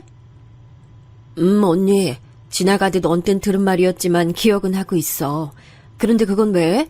고급 정보라면 언니도 조심스럽고 욕심나는 걸 텐데. 나도 당연히 욕심나지. 이번에 뜬 정보대로라면 이거 완전 노다지야. 근데 나만 좋게 살자고 할 순 없는 상황이잖아. 너 지금이라면 돈 좀 쥐고 있는 거 있지? 제부 그렇게 되고 나서 제부가 다니던 회사에서 위로금 나온 거 있을 테니까. 그거라면 당연히 아직 있지. 그래서 지금 당장은 먹고 살 걱정이 없는데 앞으로 애들 키우고 살 생각하니까 미래를 보면 그게 막막해서 두려울 만큼 걱정돼. 지금 가진 돈으로 얼마나 버틸 수 있을까 싶기도 하고 내 주제에 좋은 직장이나 과연 잡을 수 있을까 그런 회의감도 들어. 내가 경자 너 그런 생각하고 있을 줄 알았어. 얘 잔말 말고 이 언니만 믿고 그 돈 다 투자해. 이 언니가 내 동생하고 조카들 아주 그냥 돈방석 올려줄 테니까. 정말이야 언니? 나하고는 다르게 언니는 워낙 아는 사람도 많고 활동도 많이 하니까 그건 왠지 다른 세상 사람처럼 느껴질 때도 사실 종종 있었는데 갑자기 이렇게 손 내밀어주고 좋은 기회 주면서 도와줘서 정말 고마워. 물보다 진한 게 피 아니겠어? 가족도 따 뭐 하겠어? 국 끓여 먹을 거야? 이럴 때 가족 찬스 쓰는 거야. 경자야, 너 지금 가지고 있는 전 재산으로 엄청난 부자 한번 돼보자. 친정엄마는 의심의 여지 없이 수중에 돈을 탈탈 털어 큰이모에게 건네줬어요. 그리고 얼마 뒤 큰이모는 소식을 끊었습니다. 큰이모네 식구가 온데간데 없이 증발했어요. 있던 돈을 전부 다 큰이모에게 넘긴 것으로도 모자라서 친정엄마는 빚까지 생겨버렸어요. 큰이모가 그렇게 만들고는 도망가 버렸더라고요.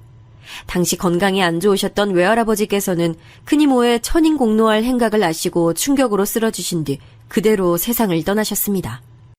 외할머니께서도 이후 건강이 급격히 악화되셨고요. 엄청난 일련의 과정을 겪으신 이후 친정엄마는 너무나도 괴로워하셨어요. 자식들만 아니라면 당장이라도 숨을 끊어버리고 싶다는 혼잣말을 하루에도 몇 번씩이나 하실 정도였죠. 저는 친정엄마가 정말로 그런 나쁜 선택을 내릴까봐 무서워서 착하고 말 잘 듣고 집안일 척척 해내는 딸이 되기 위해 애썼습니다. 그리고 이런 저와는 다르게 똑같은 상황을 겪고서 오히려 엇나갔던 인물이 바로 제 친정 오빠였어요. 엄마가 천하의 머저리처럼 굴지만 않았어도 우리 집 지금 이렇게 안 살았어. 아버지 돌아가시고 나서 받은 조의금, 위로금 그거 싹 다 날려버렸잖아. 큰이모 탓하지 마. 그냥 엄마가 멍청한 거야. 멍청해서 당한 건데 그런 주제 누굴 탓해? 오빠, 엄마한테 말 너무 심하게 하는 거 아니야? 엄마라고 그러고 싶어서 그런 것도 아니잖아. 오빠도 알잖아. 근데 왜 말을 그렇게 하고 학교에서 사고만 치고 다녀? 오빠는 뭐가 잘나서 그러고 다니는데? 야, 착한 척 하지 마. 쓸데없이 착한 척만 하면서 천하의 머저린 거. 난 너랑 엄마랑 둘이 엄청 닮았다고 생각하거든? 그러니까 너 앞으로 나한테 말 걸지 마라. 난 너 마음에 안 들어.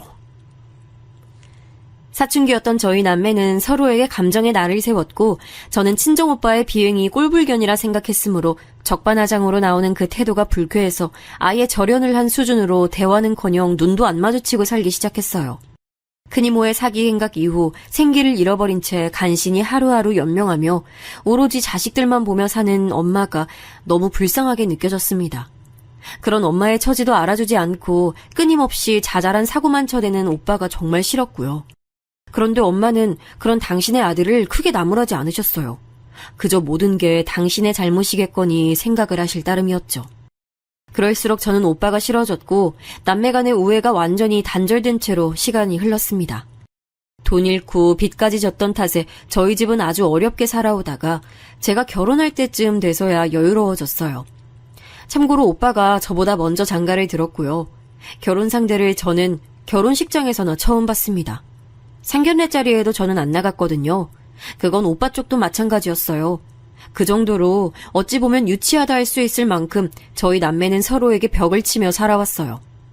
모든 것의 시작은 큰이모의 사기 행각에 있었기에 저는 결혼할 상대를 고를 때 성실하고 의문스러운 점이 없으며 금전적인 어려움이 없는 걸 기준으로 삼았죠. 그렇게 만나서 결혼하게 된 남편은 기업 연구직으로 종사를 하고 있었습니다.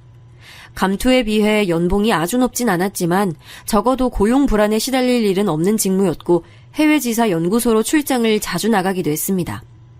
남편에겐 남동생이 한 명 있어요. 시동생은 훨씬 더 작은 중소기업에서 개발 쪽 일을 하고 있었고요. 남편이 직업적으로 훨씬 잘났지만 시동생은 결혼을 잘했어요. 제 동서되는 사람의 직업이 무려 의사였습니다.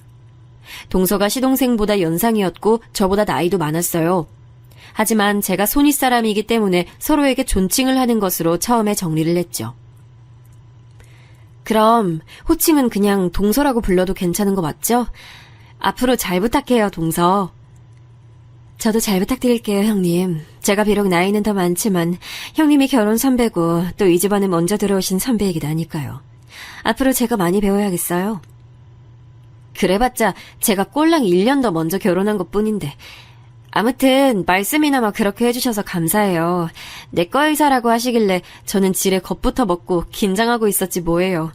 사람들이 보통 아파서 병원에 간다고 하면 다 내과 가는 건데 그만큼 정말 대단하신 것처럼 느껴지더라고요. 제가 순수한 감탄을 내뱉다가 동서 뒤쪽에 시어머니와 눈이 딱 마주쳤습니다. 그날은 동서가 시댁에 인사를 온 날이었기 때문에 시어머니 또한 함께 계셨던 것이죠. 동서가 보는 앞에서 시어머니께서 저에게 이렇게 말씀을 하시더라고요. 넌 죽었다 깨어나도 못 다다를 경지에 있는 귀한 몸이시니까 대할 때 늘 황송하게 대하고 네가 윗사람이라고 해서 괜히 뻗대고 우스댈 생각은 애초에 하지를 말어. 허울로만 윗사람이지 사실상 네가 우리 작은 애보다 위인 건 하나도 없잖아. 안 그래? 그 순간 제가 대답할 단어도 찾지 못한 채 얼굴이 뜨거워진 채로 입을 꾹 다물고 말았어요.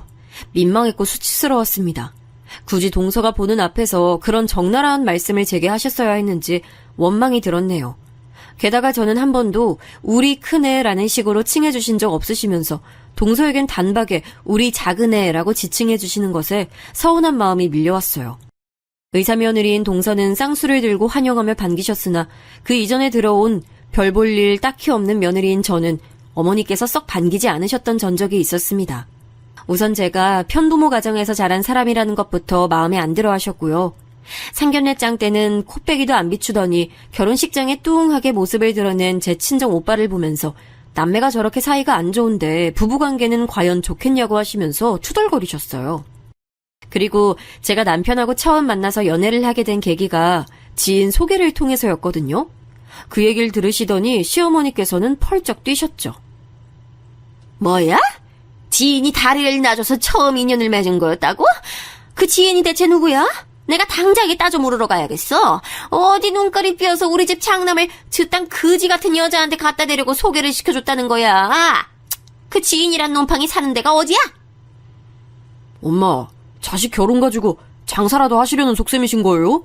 아니, 결혼은 제가 하는데 엄마에게 손 벌릴 생각도 없는데 왜 이렇게 난리를 치세요? 엄마, 자꾸 이러시면 제가 당황스럽고 부끄러워요. 남편이 짜증스럽게 지적을 하고 나서야 시어머니께서는 그 입을 마지못해 닫으셨죠. 저는 초장에 그런 시어머니의 모습만 봤었기 때문에 의사 동서를 맞이하시는 그 모습이 너무 낯설고 기가 막혔어요. 제가 1년 가까이 되는 기간 동안 열심히 시어머니께 효도를 한다고 해드렸건만 의사 동서는 단지 존재하는 것만으로도 제가 이룬 1년을 그냥 이겨버리더라고요. 내가 옛날부터 노래를 불렀던 게 바로 의사인 걸 다들 알려나 모르겠네. 오죽했으면 내가 우리 집 장남이 공부에 소질 있다는 거 알았을 때 즉각 전국 팔도 절이란절은 다 돌면서 아들 의사 만들어주세요 이렇게 기도를 올렸을까? 응? 근데 정작 본인이 의사 되는 거에 흥미가 없었으니 말짱 도루묵이었고, 아유, 시간이 흘러서 집안에 의사가 이런 방법으로 생길 줄이야. 아유, 그때 내가 기도하고 다녔던 게 효과가 있었네. 며느리를 의사로 맞다니 이게 꿈이야, 생시야. 아우, 난 몰라. 시어머니께서는 일찍이 의사에 대한 로망이 있으셨나 봐요. 동서 직업만으로도 흐뭇해서 어쩔 줄 몰라 하셨죠. 시어머니께서 자꾸 비행기 태워주시며 온갖 호들갑을 떠시니까 시간이 지날수록 동서도 제 앞에서 점차 의기양양해 보이는 얼굴을 하더라고요. 분명 처음엔 그런 인상이 아니었는데 점점 제 앞에서 우쭐거리는 표정을 짓는 것에 기분이 참 미묘했습니다. 아예 이런 상황을 제가 안 보고 살 수 있다면 별로 상관이 없었을 텐데 저희 부부가 입주를 기다리는 집에 들어갈 수 있는 시기와 원래 살고 있었던 월세집의 만기가 너무 동떨어지는 바람에 부부는 어쩌다 보니 시댁에 들어가서 지내게 됐어요. 한마디로 제가 시어머니와 같이 살게 됐다는 것이죠. 의사 동서는 공사다망하지도 않는지 종종 시댁에 들르는 효심을 발휘했는데 그럴 때마다 다과상을 차려내는 건 제 몫이었습니다. 끼니 때에 맞춰서 오기라도 하면 제가 밥을 차리는 거였고요. 당연하다시피 뒷정리를 하는 것도 제 역할이었어요. 시어머니께서 의사 동서만 보면 입이 해벌쭉 하시니 제가 감히 그 앞에서 동서에게 이래라 저래라 시킬 수도 없었네요. 그런 와중에 또 동서가 임신을 했어요. 어느 날 초음파 사진을 들고 왔는데 태아 사진이었습니다. 어머나, 세상에. 아유, 빠지는 구석 하나 없는 우리 작은 애가 임신마저도 시기적절하게 척척 해내는구나. 마침 집에 과일 맛있는 것들 사놨는데 잘 됐어. 과일 먹고 가. 아직 입덧은 안 하지? 어이, 거기, 너 과일들 종류별로 깎아서 내와. 네 귀한 동서 먹을 거니까 예쁘게 잘 깎어. 알겠다고 대답하기에는 괜히 기분이 언짢았고 안 한다고 대답을 하는 건 말이 안 되는 상황이라 그냥 아무 대답도 않고 그저 묵묵하게 그날 과일이나 죽어라 깎았습니다. 동서는 빈말이나마 제가 할게요 라는 걸 안 하는 사람인 걸 이미 알고 있었기에 기대도 안 했고요. 그런데 잠시 후 동서가 저에게 넌지시 이런 말을 건네더라고요. 형님은요, 제가 볼 때마다 느끼는 건데 밥하고 빨래하고 과일 깎고 이런 가사일하고 참 어울리시는 분 같아요. 이미지하고 걸맞는다고나 할까요? 아, 그거 칭찬이죠? 고마워요, 동서. 제가 어렸을 때부터 저희 친정엄마 도와서 이런저런 일 많이 했더니 손이 좀 야무져요. 이걸 이렇게 받아주시다니. 아, 형님 참 긍정적이시네요. 세상 사는데 고민이 하나도 없으시겠어요. 원래 사람이 너무 똑똑하고 뛰어나도 그만큼 세상 바라보는 시각이 골치 아파지고 스트레스 받는 분야도 늘어나는 거거든요. 제가 그래서 갖가지 일로 늘 생각이 많은 스타일이죠. 이런 저와 정반대 사람이 바로 형님 같아요. 저도 형님처럼 단순한 사람이었다면 어떻게 살았을까 하는 궁금증이 일어나네요. 저기요, 동서. 저보다 많이 배우고 많이 잘난 건 알겠는데 사람 면전에 대고 그런 말을 하면 듣는 입장에서는 이거 지금 나를 비꼬는 건가? 비웃는 건가? 이런 생각이 들 수밖에 없어요. 그것도 살살 웃음치면서 말을 하면 더 오해가 쌓이는 거고요. 똑똑한 사람한테 제가 이런 충고 날리자니 민망하긴 한데 아무튼 주의해 주셨으면 좋겠어요. 아, 네, 그렇군요. 네네, 알겠습니다, 형님. 제가 주로 환자만 상대하면서 지내다 보니 속마음을 그대로 꺼내는 일이 참 힘들고 드문데 저도 모르게 형님이 성격 좋아 보이셔서 편하게 느껴지는 바람에 진솔한 속마음이 튀어나갔나 봐요. 양해 부탁드려요. 대신에 형님이 언제 살아생전에 의사 앞에서 이런저런 말도 다 해보겠어요. 저 덕분에 좋은 체험도 해보시는 거니까 여하튼 좋게 생각하세요. 자꾸 속닥거리면서 동서가 말을 하는데 은은하게 열이 받더라고요. 여자들끼리 사이에서 통하는 은근한 기싸움 같았달까요? 이게 별거 아닌 것 같아도 신경 되게 피곤했습니다. 한쪽은 시어머니, 한쪽은 의사 동서. 그 사이에서 제가 명확한 약자라면 약자인 위치였어요. 은근하게 불임을 당하면서 지내는 동안 그래도 저는 이 생활이 영원하지 않을 것이라는 것에 위안을 얻었으며 친정엄마에게 이런 제 일상을 미주알고주알 떠드는 재미도 있었습니다. 아유, 내가 여차하면 사부인께 연락해서 한마디 할까? 아유, 근데 네 성격상 그런 걸 절대 사절하니까 내가 몰래 나서지도 못하겠네. 그런데 너, 네 오빠랑 아직도 대면대면하고 안 보고 사는 것까진 나도 반쯤 포기했지만 네 새언니하고 여자들끼리 자매처럼 잘 지내라는 내 말은 지키고 있는 거지? 그럼요, 엄마. 제가 오빠하고는 솔직히 아직도 어색해서 보기 싫은데요. 새언니는 나랑 성격 잘 맞는 것 같아서 카톡으로 연락은 종종 하고 있어요. 그러니까 자꾸 저랑 새언니가 친한 거 맞는지 걱정하시는 것 좀 그만해요. 이번에 장서방이 해외 출장 다녀오는 길에 장모님 선물 사겠다고 했으니까 그거나 좀 기대하시고. 그래? 장서방이 이번에 또 해외 나가는구나. 아유, 내가 사위 하나는 잘 뒀네. 멋진 사위 들이게 한 건 딸이니까 우선 내가 딸을 잘 뒀다고 해야 하나. 우리 딸 최고! 친정엄마와 웃으면서 자주 통화를 했기에 제 일상에는 외로움이 치고 들어올 틈이 없었어요. 그리고 얼마 뒤 남편이 출국길에 오른 바로 그날이었습니다. 친정엄마로부터 전화가 왔길래 반가운 마음에 얼른 받아봤더니 전화를 건 사람은 다름 아닌 병원 관계자였어요. 환자의 휴대폰 통화 목록에서 가족을 찾아서 전화를 거신 거였죠. 머리론 이게 무슨 일인가 싶고 전혀 납득이 안 됐는데 몸은 어느새 저도 모르게 겉옷과 지갑을 챙기고 있었습니다. 정신없이 병원에 도착해서 듣게 된 친정엄마의 상태는 위중했어요. 외출한 상태에서 뇌졸중 증세로 쓰러지셨는데 하필이면 계단을 오르다가 그렇게 되신 바람에 부상을 크게 입으셨습니다. 충격받은 제가 휘청거리며 바닥에 주저앉을 뻔했는데 누가 절 잡아줬어요.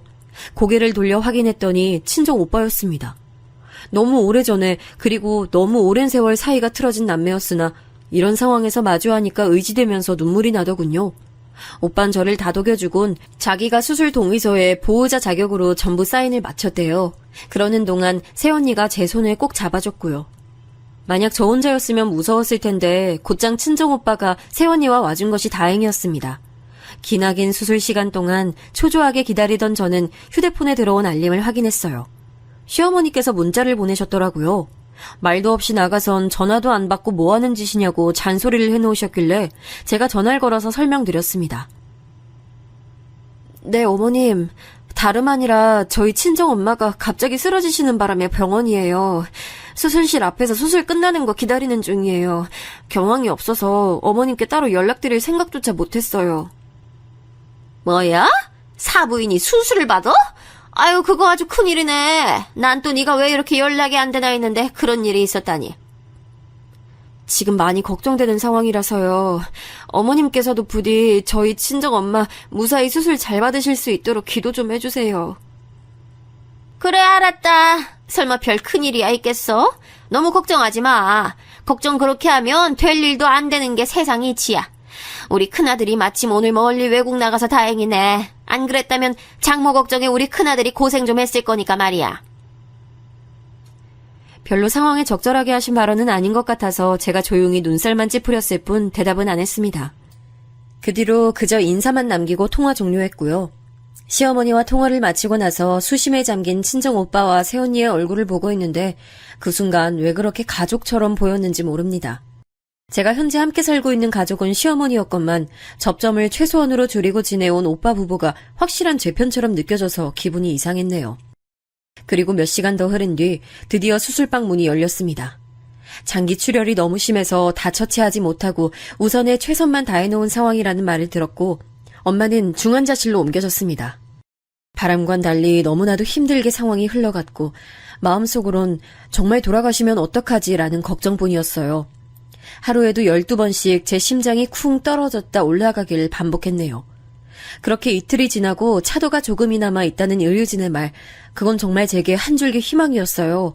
엄마가 수술 뒤 중환자실에 들어간 이후로 제가 처음으로 입가에 미소를 띄었습니다.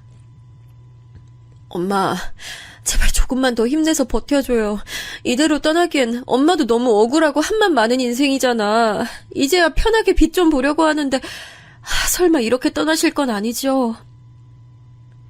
기분 탓이었을까요? 엄마 안색도 한결 나아 보였어요. 저는 희망의 불씨를 가슴에 품은 채로 엄마의 기적적인 회복을 기도했습니다. 그러나 하늘도 무심하시지. 엄마는 제 간절한 바람에도 불구하고 숨을 거두셨습니다. 차도가 보인다는 말을 들은 지 불과 24시간도 지나지 않아 벌어진 일이었습니다. 저는 아무래도 마음의 준비가 안 돼 있었나 봐요. 친정엄마의 임종을 확인하자마자 눈앞이 노을해져서 혼절까지 하고 말았어요. 피로와 스트레스가 잔뜩 누적되어 있었던 탓인지 몇 시간씩이나 정신을 차리지 못했다가 간신히 깨어났고 옆에는 새언니가 있었습니다. 괜찮냐고 물어보기엔 아닌 상황인 거 아는데 이 말밖엔 물을 말이 없네. 좀 괜찮아요? 장례 준비는 절차대로 다 하고 있어요. 몸 추스르는 대로 장례식장 내려가면 되는데 제 바람으로는 그냥 더 누워있어도 좋을 것 같아요. 아니에요. 제가 어떻게 더 누워있겠어요.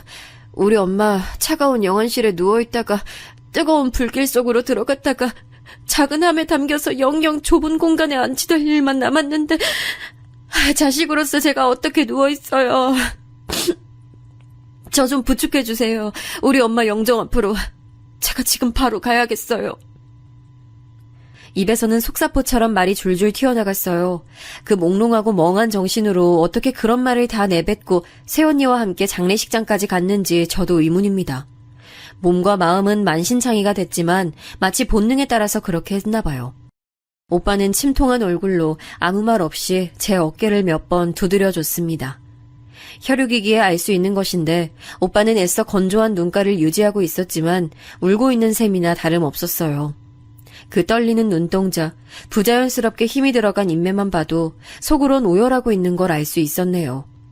이 세상에서 지금 이 순간 제 아픔과 슬픔을 가장 이해할 수 있는 존재가 친정오빠라는 사실을 느낄 수 있었습니다. 역시나 가족은 가족이란 생각을 했네요. 제가 혼이 빠져서 친정엄마의 영정사진을 보며 눈물 짓고 있는 사이 친정오빠는 조문객들을 응대하며 조금도 쉬지 않았습니다. 우리 엄마 마지막 가시는 길에 그래도 오빠가 자기 최선을 다하는구나. 오빠도 우리 엄마 자식이라는 걸 어쩌면 내가 의도적으로 지난날 동안 간과하고 살았을지도 모르겠네. 오빠가 저로 하여금 그런 생각이 들게 하는가 하면 반대의 생각이 들게 만드는 존재도 있었어요.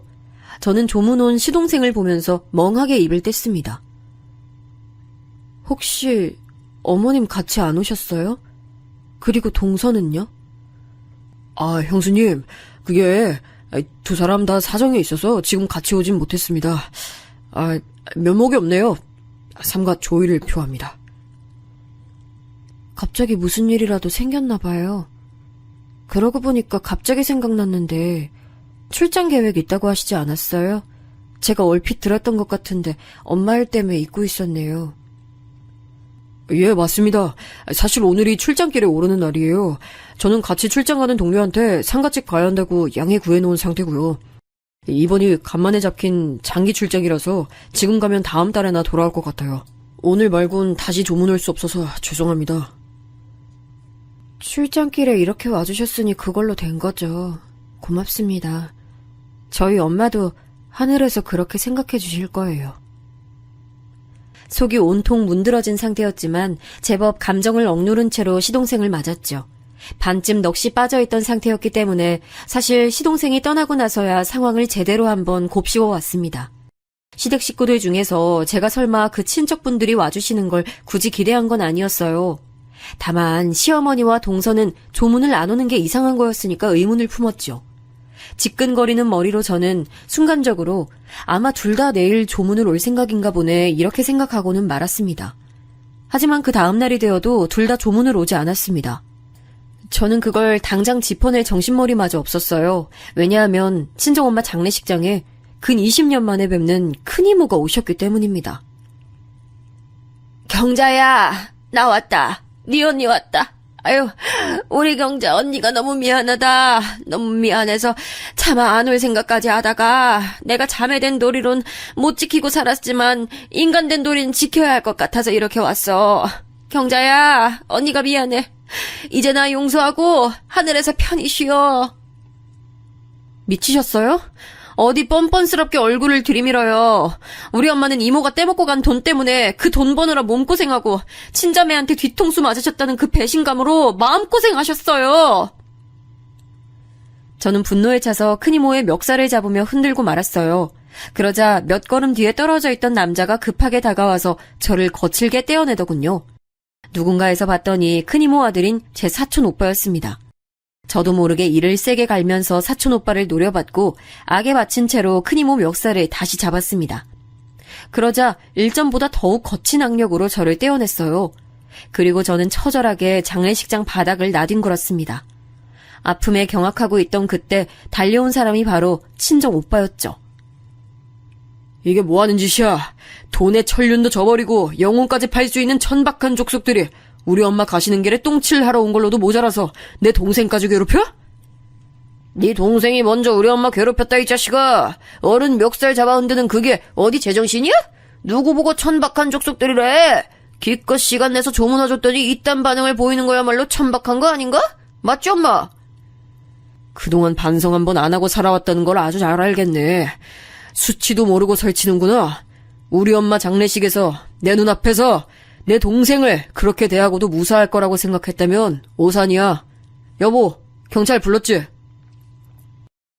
친정오빠 질문에 뒤편에서 새언니가 고개를 끄덕였어요. 그러자 큰이모와 사촌오빠 표정에는 대번에 난감한 기색이 피어나더군요. 근처를 순찰하고 있기라도 했던 건지 경찰은 무척 빠르게 도착했고 친정오빠는 경찰 앞에서 사촌오빠를 지목했습니다.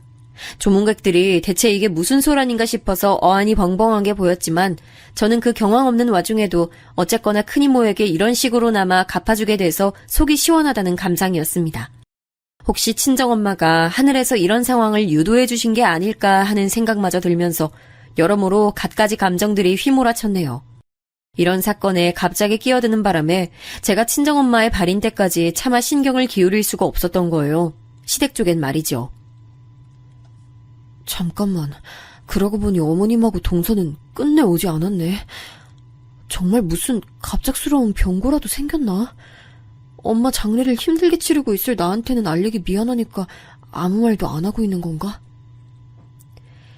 화장터에서 머리가 깨지도록 오열을 하고 납골당에 가서 친정엄마가 편하게 자리 잡으시는 모습까지 보고 나서야 저는 문득 시댁 생각을 해냈던 거예요.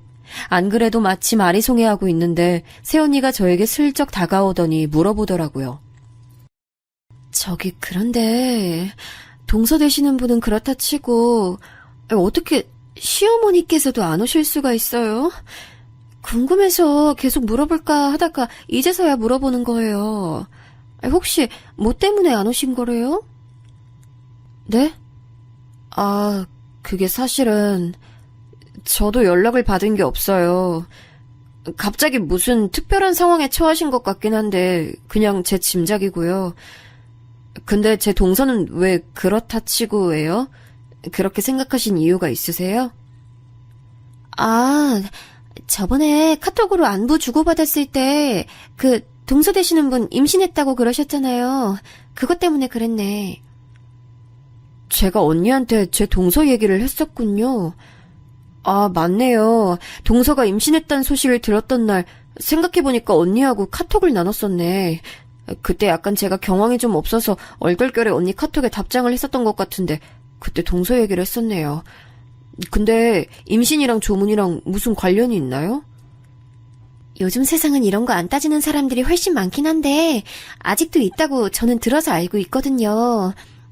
임신한 몸으로 상갓집 가는 거 아니라고 믿는 사람들이요. 그런 사람들 아직 꽤 있대요. 동서 되시는 분도 그래서 안 오신 거 아닐까요? 그렇지 않고서야 이유가 없잖아요. 아, 제가 그런 쪽으로는 미처 생각을 못했네요. 언니 말 듣고 보니까 일리가 있어요.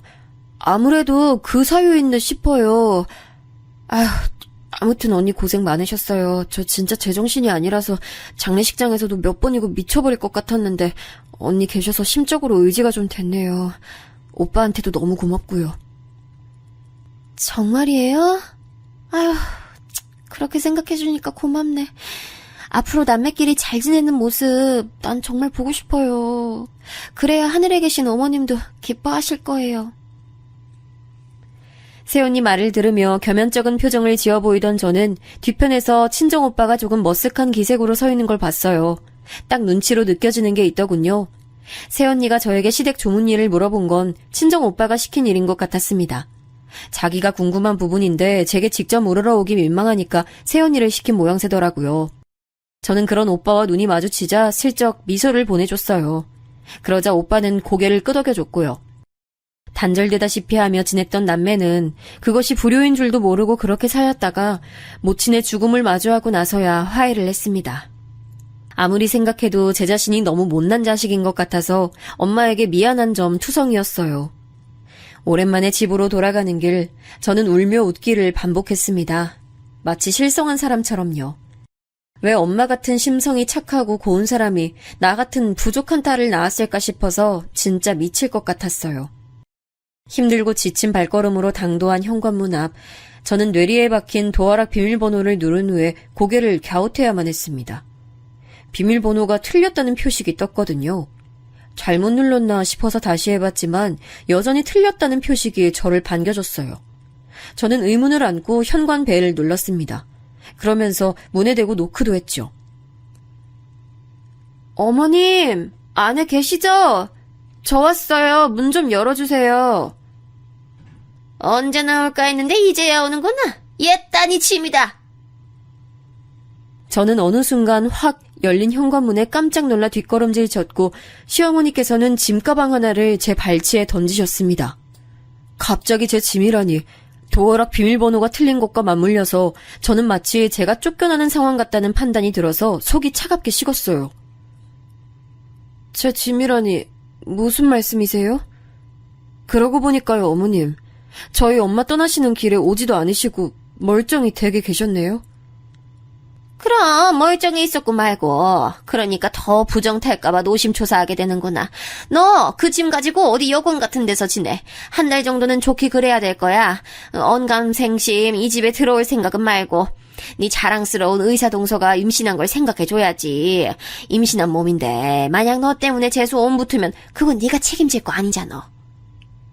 어머님, 지금 설마 동서가 임신을 해서 두 분 다 저희 친정엄마 장례식장 안 오셨다고 말씀하시는 거예요?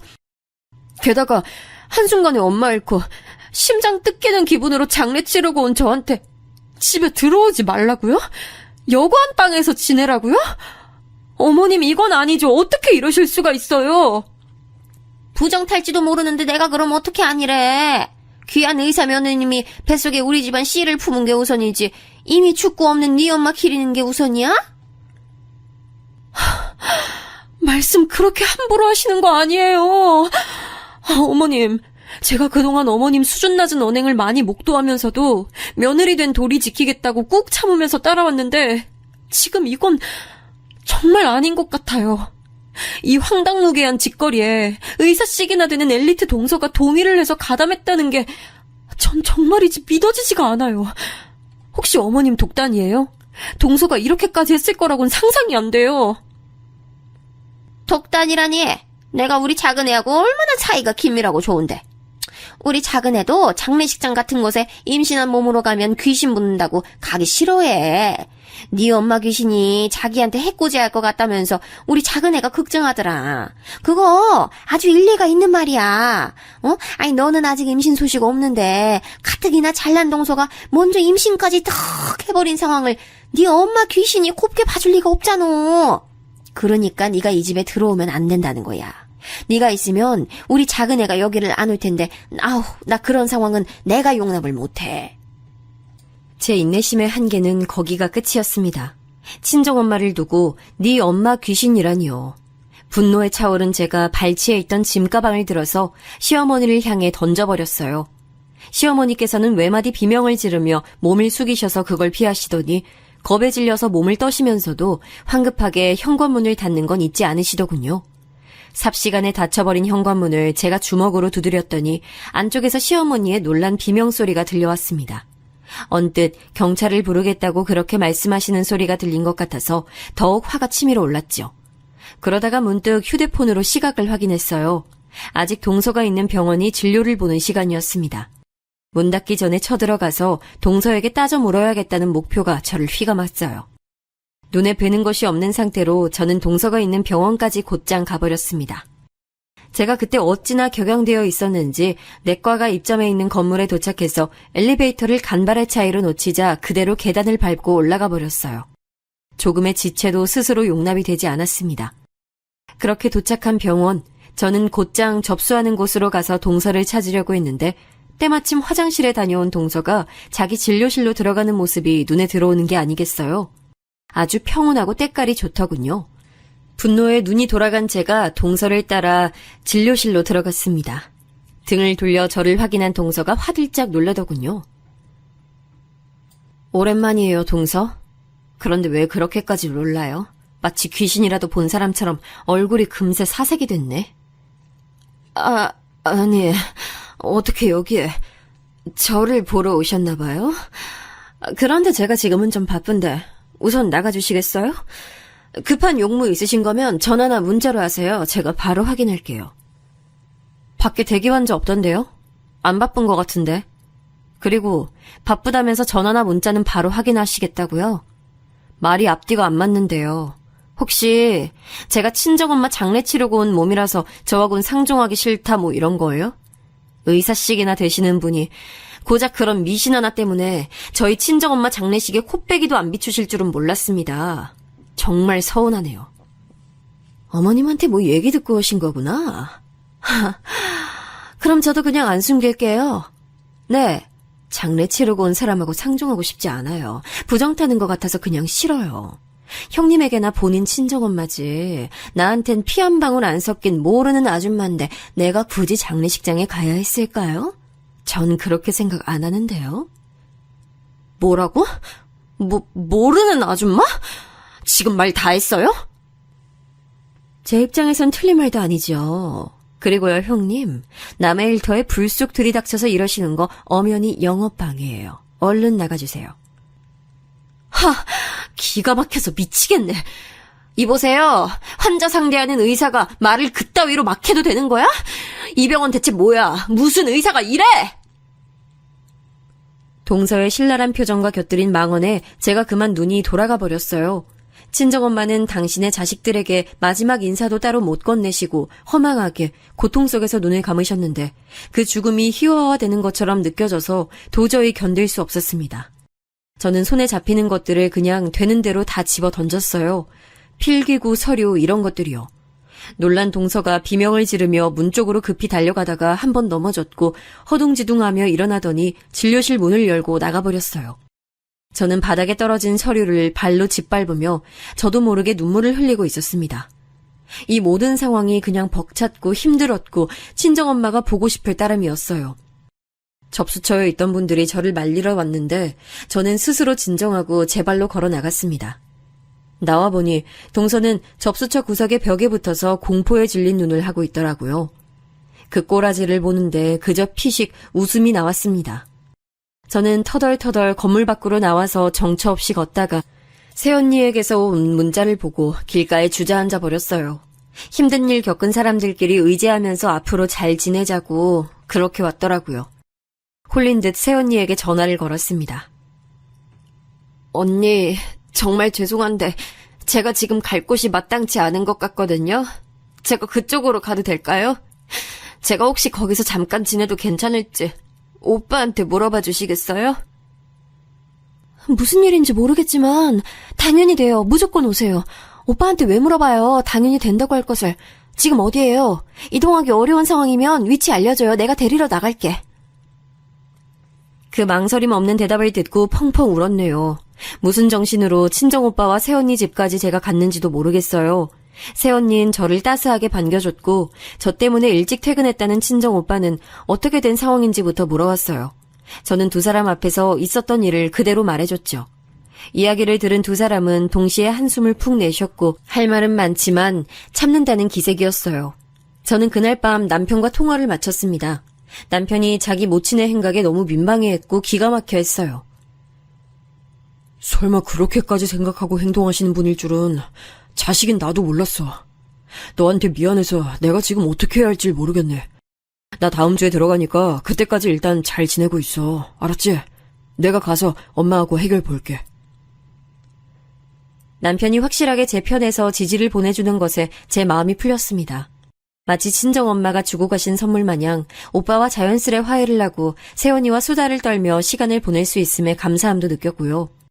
그렇게 제가 조금씩 진정을 하며 차분하게 스스로를 가라앉히고 있던 때였어요. 너무 놀라운 일이 발생했는데 그건 바로 동서의 유산이었어요. 갑작스러운 유산 소식을 듣고 제 심장이 철렁 내려앉았습니다. 제가 동서가 있는 병원에 찾아가서 난동 아닌 난동을 부렸던 순간이 자연스레 먼저 떠오르더라고요. 유산 소식을 저에게 전해오신 시어머니께서 악다구니를 쓰시며 저를 욕하셨어요. 네가 작은 애 찾아가서 지랄을 피웠다며. 네 엄마 잃고 악에 바쳐서 눈에 뵈는 게 없으니까 네 동서되는 사람이 품은 생명을 해치고 싶었니? 평소에 질투하면서 싫어했던 대상이니까 아주 이때다 싶었던 거지? 이 천하에 빌어먹을 못된 것 같으니라고. 어머님, 제가 무슨 동서를 질투하며 싫어했다고 그러세요. 맹세코 그런 적 없었어요. 친정엄마 일로 제가 감정이 격해진 상태에서 동서를 찾아갔던 건 맞는데 해를 끼치려고 그런 건 아니었어요. 오해 마세요. 오해 말라니. 자기가 장례 치르고 와서 부정 타는 몸인 걸 뻔히 알면서도 임신한 자기 동서를 굳이 찾아갔는데 이런 못된 심보를 가지고서 오해 말라고 하더니 이거 참 기가 막힐 노릇이네. 너같이 악독한 걸 더 이상 우리 집안에 둘 수가 없어. 내가 너 작정하고 우리 장남하고 이혼시킬 거니까 각오해. 무슨 말씀을 드려도 통할 상황이 아니더라고요. 저는 동서와 대화를 나눠보고 싶었지만 제 연락을 안 받더군요. 유산 원인이 명확한 것도 아니건만 제가 범인으로 지목된 상황이라 속이 답답했어요. 오빠는 무조건 제 편을 들었습니다. 우리 집에 사기를 친 큰 이모만 봐도 친척 이런 거 다 필요 없어. 우리는 딱 우리끼리만 가족인 거야. 너 시어머니로부터 멸시받는 며느리 됐다고 해서 기죽거나 상처받고 그럴 필요 없어. 알지? 여차하면 그냥 이혼해. 이혼하고 새 출발하면 되는 거야. 요즘 세상에 이혼이 흠이냐? 내가 너 지원해 줄 테니까 걱정 붙들어 매고. 오빠한테서 내가 이런 응원을 받을 줄은 생각도 못하고 살아왔네. 고마워, 오빠. 이런 순간에 오빠 없었으면 나 진짜 견디기 힘들었을 거야. 하나를 얻으면 하나를 잃는 게 세상의 이치라고 하던가요? 사랑하는 친정엄마를 떠나보내고 멀리하며 살았던 친정오빠를 가까이 얻게 됐으며 남편과의 관계는 여전히 크게 문제가 없지만 동서 유산으로 인해 제 처지가 몹시도 곤란해진 상황이에요. 시어머니 동서와의 관계는 사실상 이미 파탄이 난 것이고요. 현재 남편이 귀국길에 올라 있는데 과연 이 상황이 어떻게 마무리될까 싶어 아주 머리가 아픕니다. 대체 어떤 결과를 내려고 상황이 이토록 꼬이게 된 것일까요? 만약 여러분이 제 입장이라면 어떻게 행동하시겠어요?